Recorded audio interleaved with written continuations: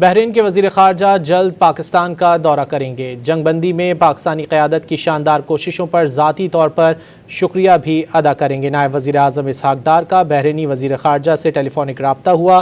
اسلام آباد مفاہمتی یادداشت پر دستخط کے بعد خطے کی صورتحال پر تبادلہ خیال کیا گیا۔ بحرین کے وزیر خارجہ جلد پاکستان کا دورہ کریں گے۔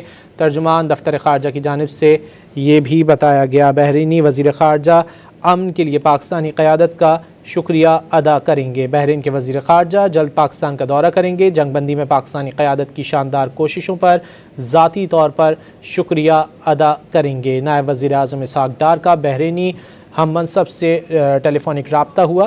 اسلام آباد مفاہمتی یادداشت پر دستخط کے بعد خطے کی صورتحال پر بھی گفتگو کی گئی۔ بحرین کے وزیر خارجہ جلد پاکستان کا دورہ کریں گے۔ ترجمان دفتر خارجہ کی جانب سے یہ بتایا گیا کہ بحرینی وزیر خارجہ امن کے لیے پاکستانی قیادت کا شکریہ بھی ادا کریں گے۔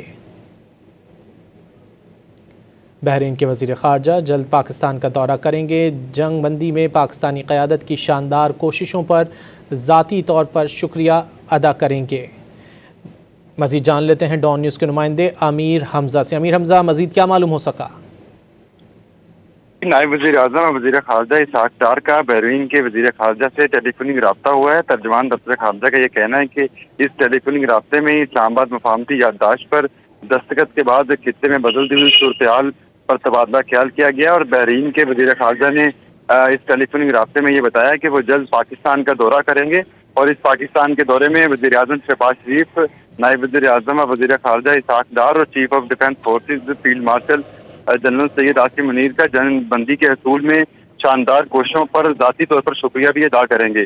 تاہم بحرین کے وزیر خارجہ نے اسلام آباد مفاہمتی یادداشت پر دستخط پر نائب وزیر اعظم اسحاق ڈار کو مبارکباد بھی دی، اور یہ کہا کہ اس سمجھوتے میں صورت کاری کے لیے پاکستان کے تعمیری کردار کو سراہا بھی ہے۔ تاہم نائب وزیر اعظم اور وزیر خارجہ اسحاق ڈار نے بحرینی وزیر خارجہ کے لیے نیک جذبات کا اظہار بھی کیا اور ان کا شکریہ بھی ادا کیا۔ اس کے ساتھ ساتھ اسحاق ڈار نے خطے اور اس کے باہر امن و استحکام کے حصول کے لیے مکالمے اور سفارتکاری کے فروغ کے حوالے سے پاکستان کے عزم کا اعادہ بھی کیا ہے۔ جی، بہت شکریہ امیر حمزہ ان تفصیلات کے لیے۔